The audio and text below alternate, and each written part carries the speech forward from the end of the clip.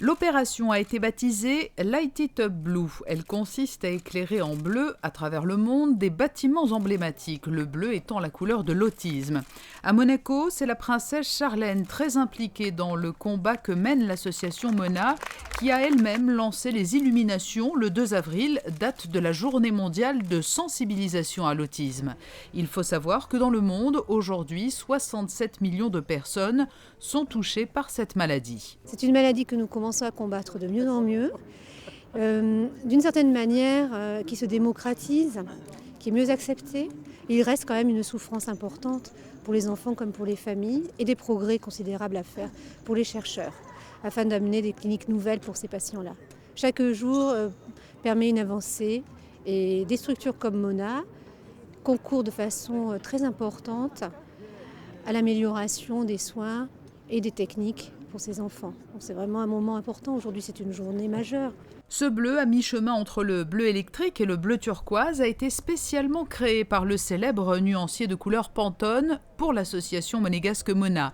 Il s'agit du Mona Blue. On est ravis d'avoir apporté notre petite contribution à cette association. Donc c'est la princesse qui nous avait qui avait choisi le bleu, nous l'avons retravaillé et on lui a dédié la couleur Mona Blue.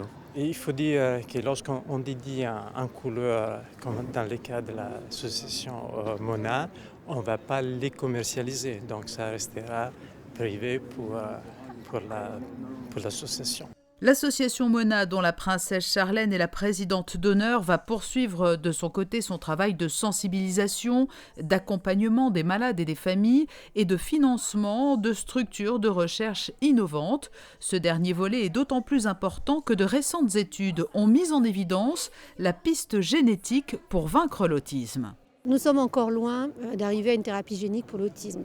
Et il est vrai qu'une des pistes majeures actuelles est la piste génétique de recherche pour essayer de pouvoir au moins prédire d'une certaine manière à terme les populations autistiques. Mais je dirais qu'il y a encore beaucoup de chemin à faire. Alors effectivement, Mona aide beaucoup, à la fois notre service à Lanval et l'Institut de pharmacologie moléculaire qui se trouve à Sophia Antipolis, avec qui nous collaborons. Aujourd'hui, l'association Mona soutient de nombreux projets en France, notamment aux portes de Monaco, à Nice et Sophia Antipolis, mais aussi en Espagne et en Pologne, où des centres font référence dans le domaine de la prise en charge notamment des jeunes autistes.